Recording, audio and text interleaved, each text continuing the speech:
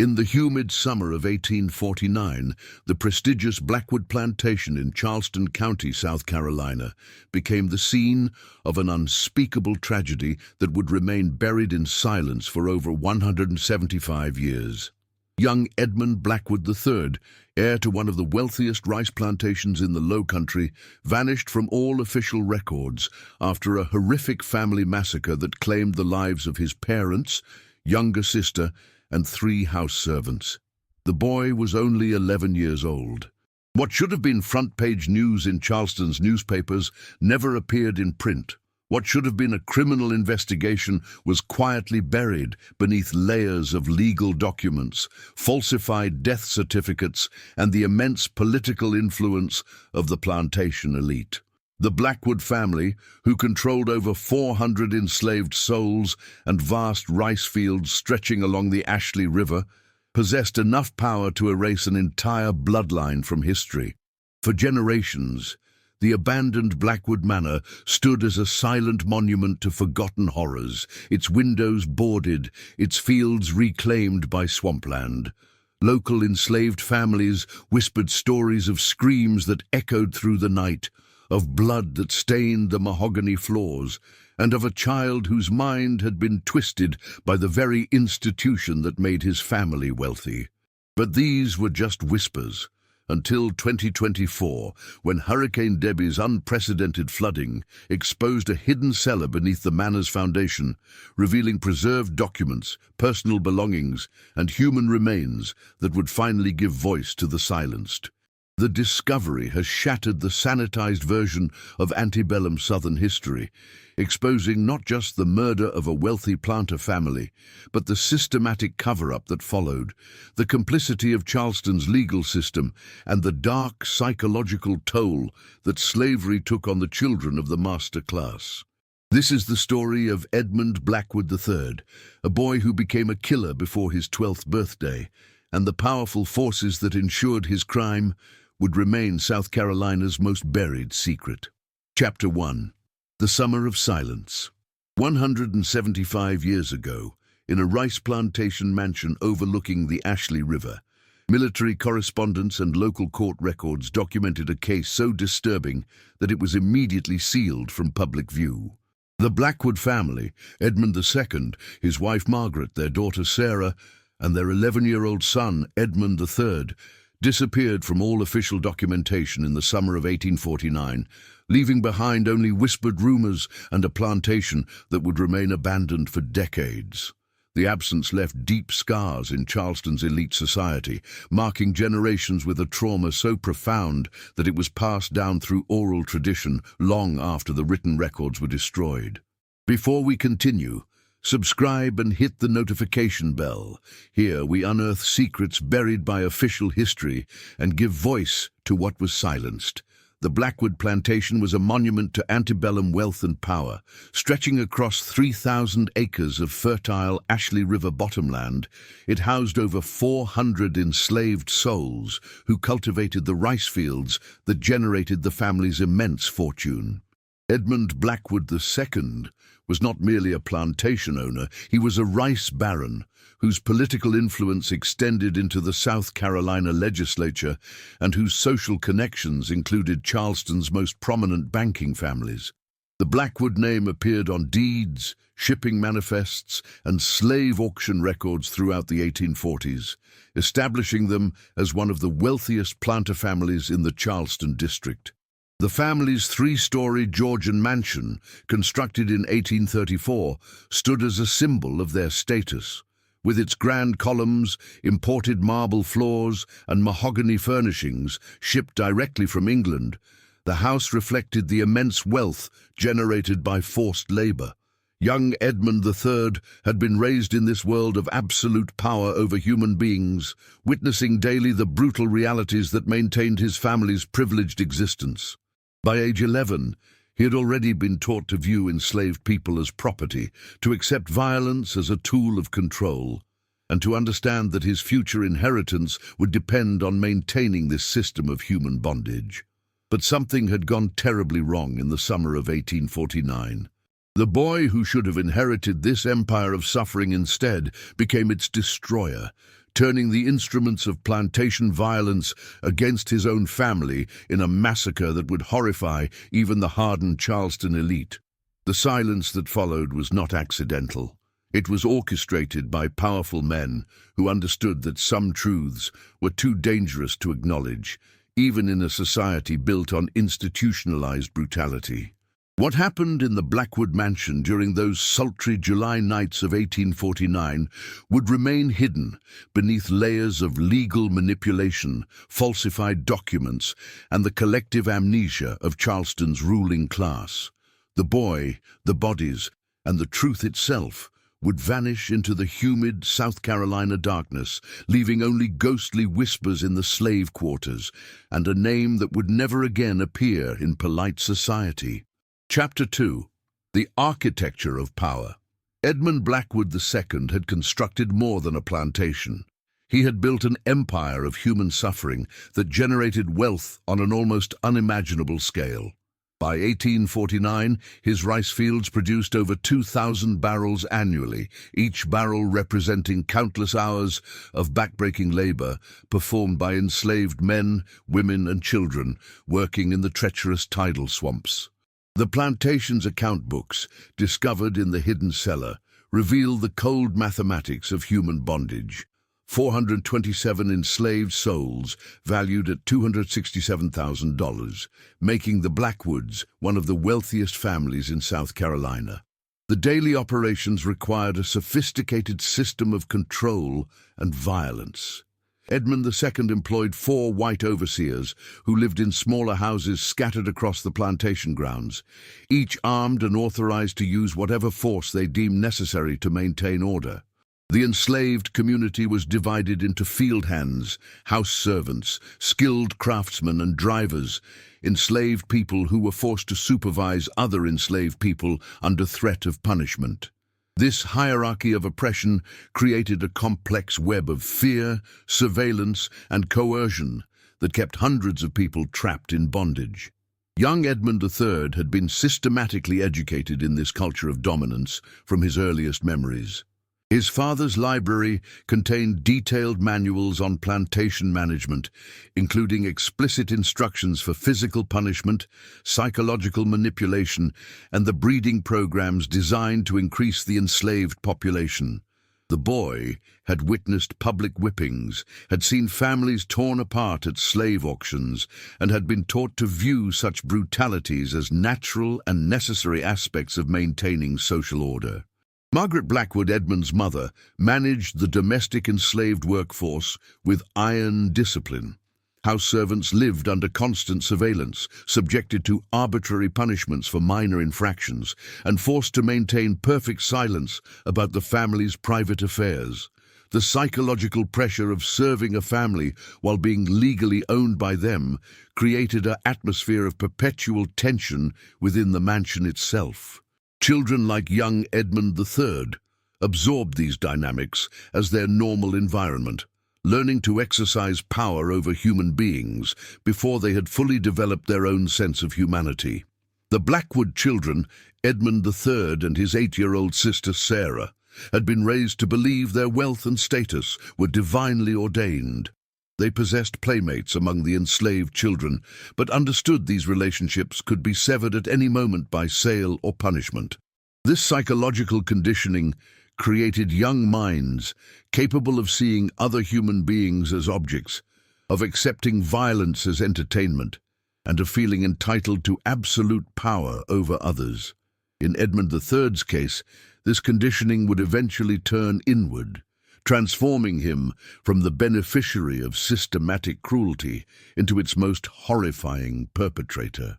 The stage was set for tragedy in a world where a child could grow up believing that human life had no value beyond its economic utility, where violence was normalized as a tool of social control, and where absolute power corrupted not just adults, but the children they raised to inherit their empire of suffering.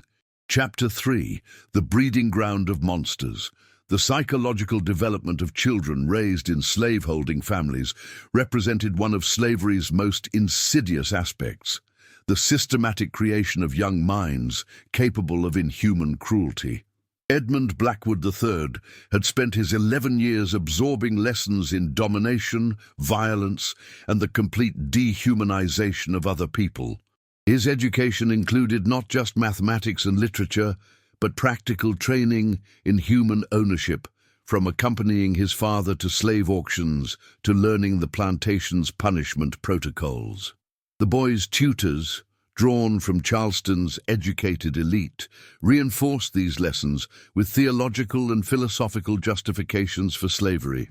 Edmund III learned to recite biblical passages used to justify human bondage, studied racial pseudoscience that portrayed enslaved people as naturally inferior, and absorbed economic theories that presented slavery as beneficial to both enslaved people and society. This intellectual framework provided a veneer of respectability over the raw violence that maintained plantation operations. Daily life in the Blackwood mansion exposed young Edmund to constant demonstrations of absolute power. He witnessed his mother's casual cruelty toward house servants, observed his father's violent rages when plantation profits fell short of expectations, and learned to participate in the psychological games that kept enslaved people in a state of perpetual fear. The boy developed a sophisticated understanding of how to manipulate, intimidate, and control other human beings, skills that his parents considered essential for his future role as a plantation master. The enslaved community had watched Edmund III's transformation with growing alarm. Older enslaved people remembered when he had been an innocent child, but they recognized the signs of a young master being systematically corrupted by the institution that owned them all. House servants reported disturbing incidents, the boy torturing small animals, conducting cruel experiments on enslaved children, and displaying an escalating fascination with the plantation's punishment devices. These warning signs were dismissed by his parents as normal expressions of his future authority. Now, I invite you to leave in the comments where you're watching from and the exact time you're hearing this story. I want to know how far these silenced accounts are reaching. The social isolation of plantation life intensified these psychological pressures.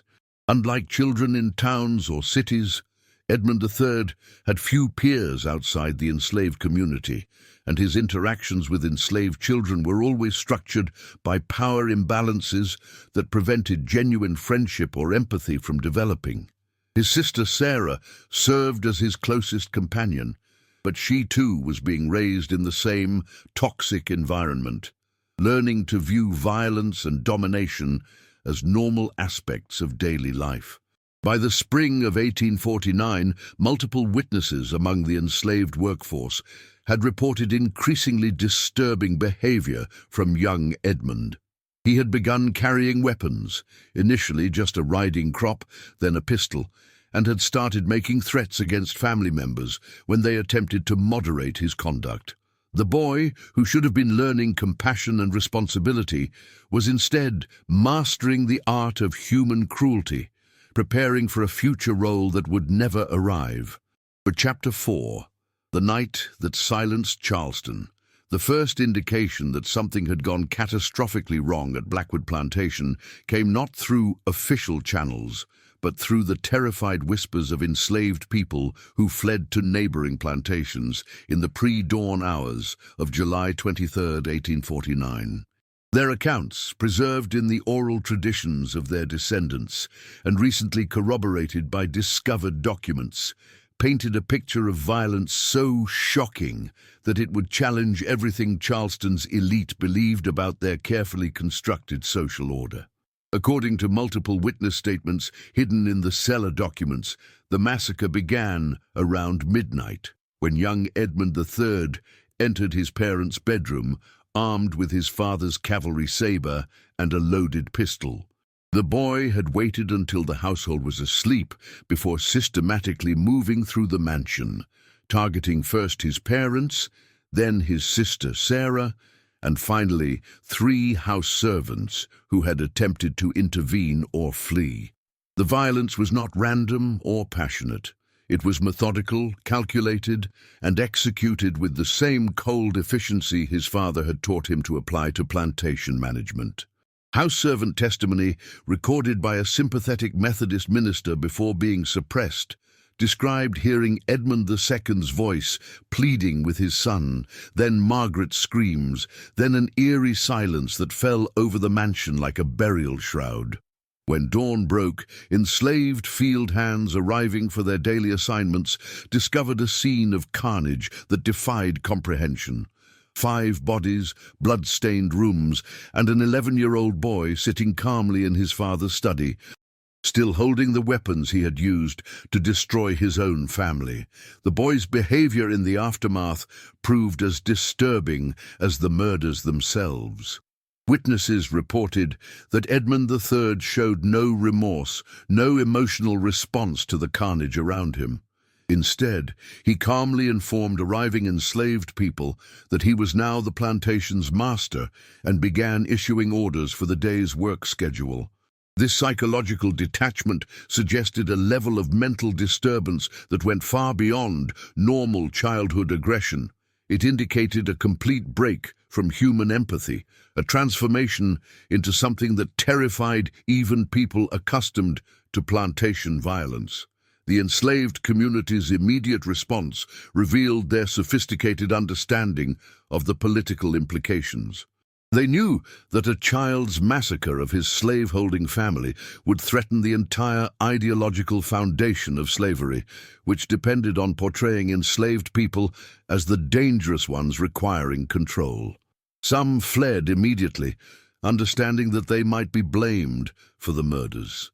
Others remained but began destroying evidence, burning blood-stained items and cleaning the crime scene, not to protect the boy, but to protect themselves from inevitable accusations.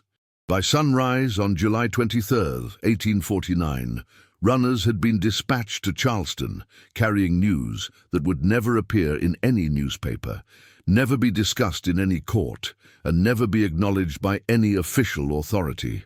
The Blackwood family massacre had created a crisis that threatened to expose the psychological damage slavery inflicted not just on the enslaved, but on the enslavers themselves, particularly their children. Chapter 5. The Conspiracy of Silence. Within hours of the massacre's discovery, Charleston's most powerful men had mobilized to contain a crisis that threatened the very foundations of South Carolina's slave-based society. The hidden documents reveal that by noon on July 23, 1849, a secret gathering had convened in the library of Judge Harrison Middleton, including 3 state legislators, 2 federal court judges, the Charleston district attorney, and the editors of the city's 3 major newspapers. The men faced an unprecedented dilemma: how to handle the murder of a prominent slaveholding family by their own 11-year-old heir. The case could not be prosecuted without creating dangerous precedents about the psychological effects of slavery on white children. It could not be publicized without undermining the carefully constructed narrative that portrayed enslaved people as naturally violent while presenting slaveholders as civilized protectors of social order.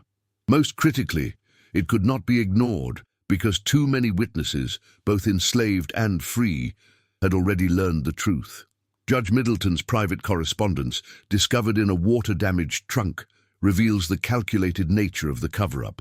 The conspirators understood that young Edmund III represented a living contradiction to everything they claimed about slavery's beneficial effects on white society. A child raised in absolute power over human beings had become a monster who turned that power against his own family. This reality had to be erased completely, not just concealed. The solution they devised was as comprehensive as it was morally bankrupt. Official death certificates would list the Blackwood family deaths as resulting from a cholera outbreak, a plausible explanation given the disease's periodic appearances in coastal South Carolina. The boy would be quietly relocated to a private asylum in Virginia under an assumed name, with his identity forever severed from the Blackwood lineage. All physical evidence would be destroyed, all witnesses silenced through threats or bribes, and all records sealed or falsified. The implementation required the cooperation of multiple institutions. Church records were altered to support the cholera story. Newspaper editors agreed to publish only the sanitized version of events. Court clerks falsified documents backdating property transfers to make it appear the plantation had been sold before the murders. Even the family's personal physician was coerced into signing false death certificates, with threats to his medical license ensuring his compliance. The enslaved community faced the most immediate danger in this conspiracy. Many had witnessed the murders directly and could expose the cover-up if they chose to speak. The conspirators' solution was characteristically brutal. The entire enslaved workforce was quietly sold to Deep South plantations within 2 weeks, scattering potential witnesses across Georgia, Alabama, and Mississippi, where their testimony could never be coordinated or corroborated. Those enslaved people who resisted immediate sale faced threats, violence, and in at least 3 documented cases, disappearance entirely. The conspiracy's success depended on eliminating not just the evidence of the crime, but the very people who could testify to its reality. By August 1849, Blackwood Plantation stood empty except for caretakers who had been brought in from outside Charleston and knew nothing of the property's history. Chapter 6. The Price of Truth. The systematic erasure of the Blackwood Massacre required not just the destruction of evidence, but the corruption of every institution designed to protect truth and justice in Charleston society. The hidden documents reveal how thoroughly the conspiracy penetrated law enforcement, the judicial system, the press, and even religious organizations that should have provided moral oversight. Sheriff William Patterson's private journal, discovered wrapped in oilcloth in the cellar, provides the most detailed account of the cover-up's implementation. Patterson had arrived at Blackwood Plantation on the morning of July 23rd, expecting to investigate a reported disturbance, but instead found himself confronting a crime scene that defied every assumption about plantation life. His initial impulse was to conduct a proper investigation, but within hours he received visits from 3 different judges instructing him to cease all inquiries and turn over any evidence to federal authorities. The pressure applied to potential witnesses extended far beyond the enslaved community. Dr. Marcus Webb, the plantation's physician, had examined the bodies and could have provided expert testimony about the nature of the wounds and the impossibility of cholera causing such injuries. His medical notes, preserved in the hidden archive, show detailed documentation of saber cuts, pistol wounds, and other evidence of deliberate violence. Yet within days, Webb had signed death certificates attributing all 5 deaths to epidemic disease. If this story has already gripped you, leave a like. It helps the case of Edmund Blackwood reach more people. The Methodist minister who had initially recorded enslaved people's testimony faced similar coercion. Reverend Samuel Hopkins had built his ministry around serving the enslaved community and had developed a reputation for opposing the worst excesses of plantation violence. His detailed notes about the massacre interviews were confiscated during a midnight raid on his church, and Hopkins himself was transferred to a remote missionary posting in Western Virginia within the month. Even Charleston's medical community was compromised by the conspiracy. The city's 2 major physicians received instructions to report any unusual injuries or psychological disturbances among recently arrived patients, effectively creating a surveillance network designed to track down Edmund III if he ever returned to South Carolina. This medical surveillance extended to neighboring states, with coded correspondence alerting colleagues in Virginia, North Carolina, and Georgia to watch for a disturbed child matching the boy's description. The financial cost of the cover-up was staggering, revealing the true value Charleston's elite placed on maintaining their carefully constructed social narrative. Preserved banking records show payments totaling over $50,000, equivalent to millions in today's currency, distributed among cooperating officials, silenced witnesses, and institutions willing to falsify their records. This money came from a special fund established by the city's wealthiest planters, who understood that the Blackwood case threatened their entire way of life. The most chilling aspect of the conspiracy was its success in creating alternative memories.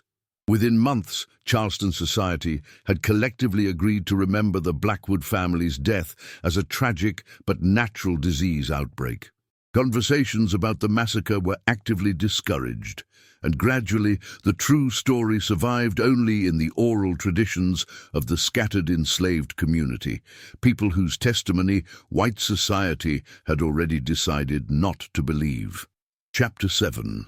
The Boy Who Vanished.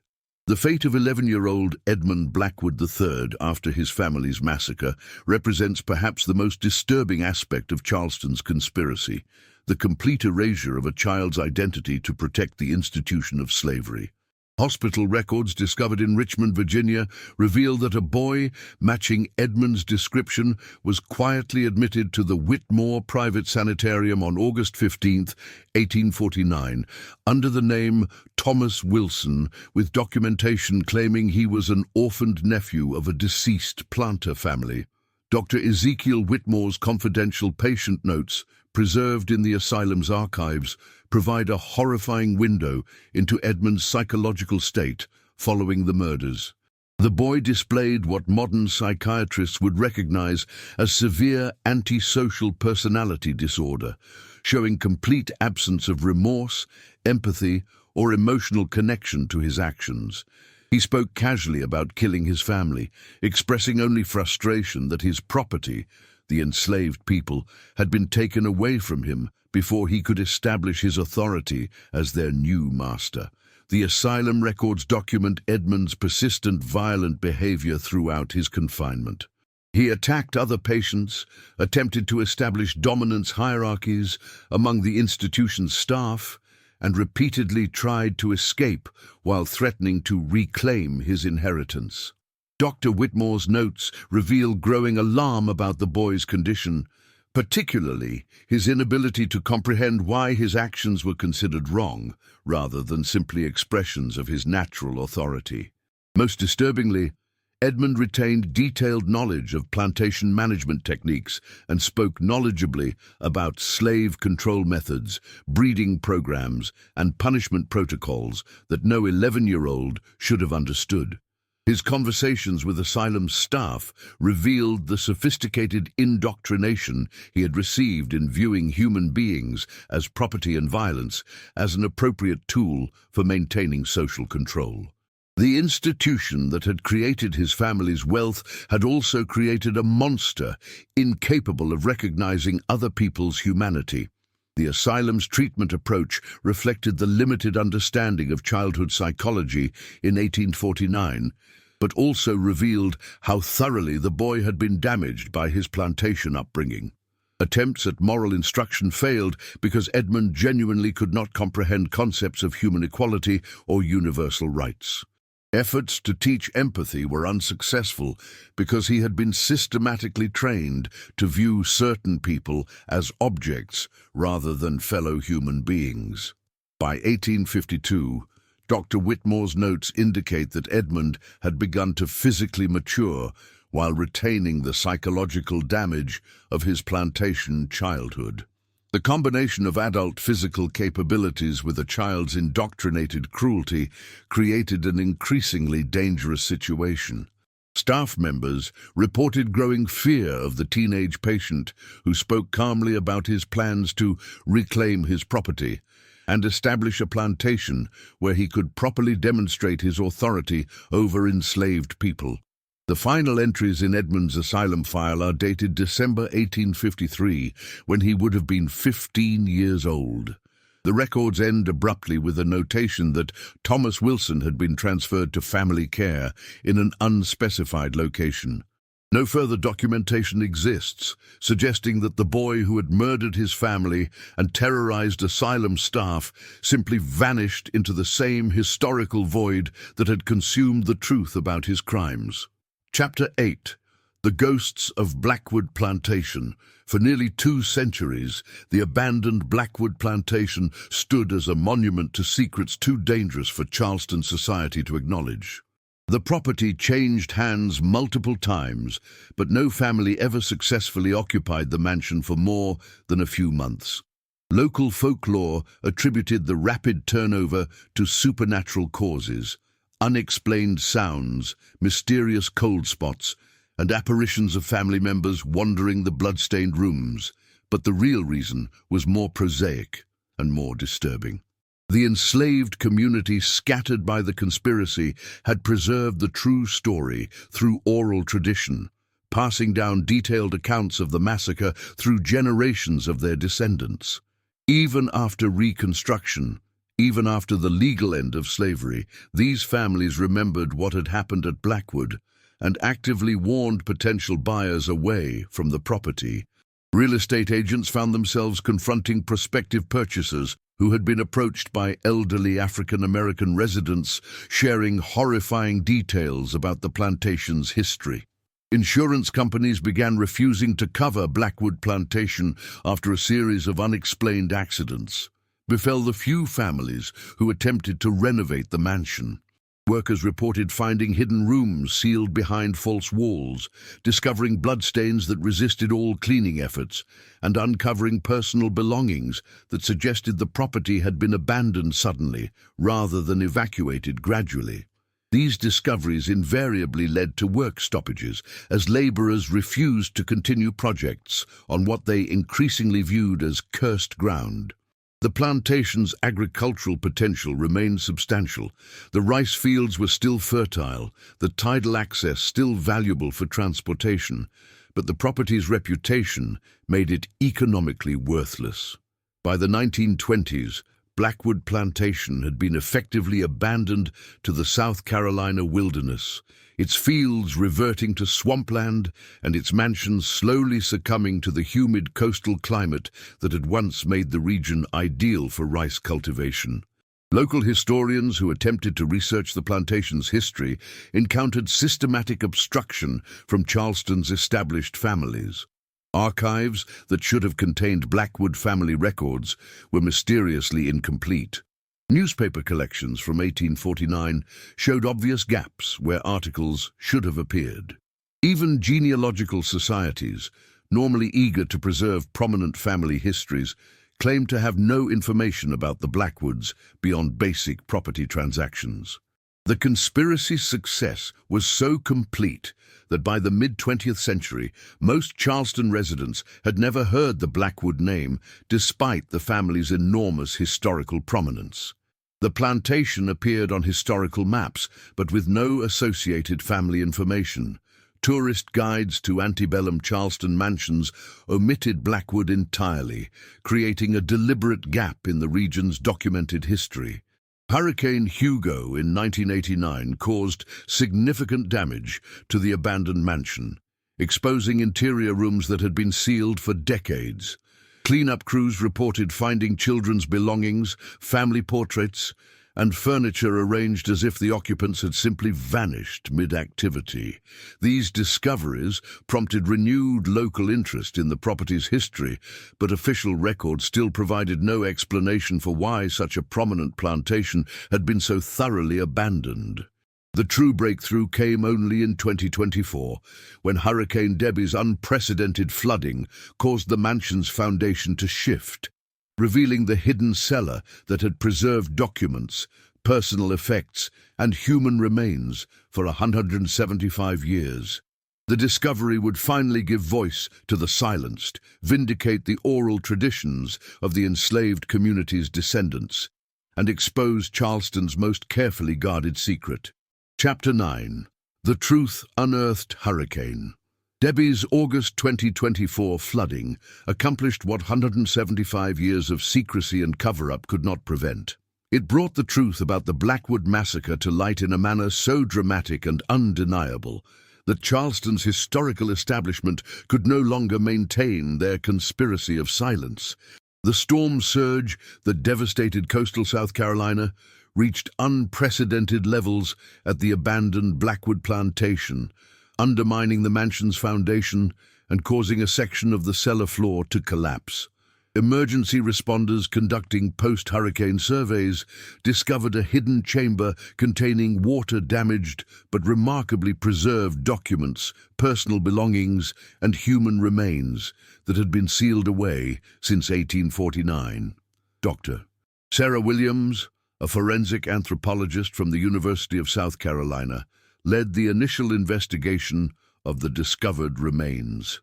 Her analysis confirmed the presence of 5 individuals, 2 adult males, 1 adult female, 1 child, and 1 adolescent, whose skeletal trauma was consistent with violent death by edged weapons and gunshot wounds. Carbon dating and period artifacts confirmed that the deaths had occurred in the mid-19th century, matching exactly with the oral traditions preserved by descendants of the plantation's enslaved community. The documentary evidence proved even more explosive than the physical remains. Judge Harrison Middleton's private papers included detailed correspondence about the cover-up, complete with names, dates, and financial transactions. Sheriff Patterson's hidden journal provided a day-by-day account of evidence destruction and witness intimidation. Dr. Webb's medical notes documented the actual cause of death for each family member, contradicting the official cholera narrative that had stood unchallenged for nearly 2 centuries. Subscribe to the channel to learn more forbidden and forgotten stories. Thank you for following the case of the Blackwood Plantation Massacre. We'll see you in the next video. Most significantly, the discovered archive included Edmund III's own writings, a childhood diary that documented his psychological development and revealed the systematic indoctrination that had transformed him from an innocent child into a family killer. The diary entries showed a progressive dehumanization of enslaved people, detailed knowledge of plantation violence, and an escalating fantasy life centered around absolute power over human beings. The revelation has forced Charleston's historical community to confront uncomfortable truths about antebellum society that extend far beyond a single family's tragedy. The Blackwood case demonstrates how thoroughly the institution of slavery corrupted not just the enslaved, but the enslavers themselves, particularly their children, who were raised to view human bondage as natural and violence as entertainment. Legal scholars examining the cover-up documents have identified systematic corruption involving multiple levels of South Carolina's judicial system, revealing how thoroughly the state's institutions were compromised by slavery's supporters. The conspiracy required the cooperation of judges, prosecutors, law enforcement officers, medical professionals, journalists, and religious leaders, a cross-section of society so broad that it demonstrates slavery's complete penetration of antebellum Southern culture. The descendants of Blackwood Plantation's enslaved community have finally received vindication for oral histories that white society had dismissed as folklore or exaggeration. Their ancestors' testimonies, preserved across 5 generations, proved more accurate than any official record. The truth they had carried in secret has now become part of Charleston's documented history, forcing a reckoning with the systematic erasure of African American voices from historical narratives. The Blackwood Plantation Massacre stands as more than just a horrific crime. It represents the logical endpoint of a system that taught children to view other human beings as property. Edmund III was not born evil. He was systematically created by an institution that required the complete dehumanization of enslaved people to function. His transformation into a killer reveals slavery's most insidious legacy, its ability to corrupt not just individual families, but entire generations of children raised in its shadow.